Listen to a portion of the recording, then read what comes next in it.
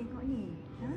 Okay, kalau dah lalang tengok tu, I nak tunjuk you tutorial kalau modeling macam pakai tudung nak promo baju. Kau pasal nak kalau orang posing kan? Mata first sekali tutup jangan rapat tau. Dia kena macam macam tu. Faham kan? So dia tak boleh macam jangan. Tak kena. Okay?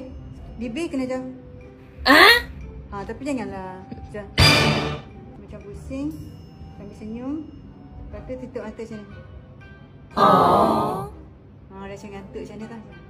Okay, lepas tu cakap gelak sikit macam okay, bila dalam video tu kita nampak macam kononnya macam tu lah.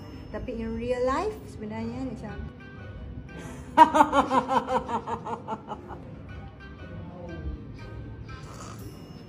dia macam tersangkut udara kat sini. So macam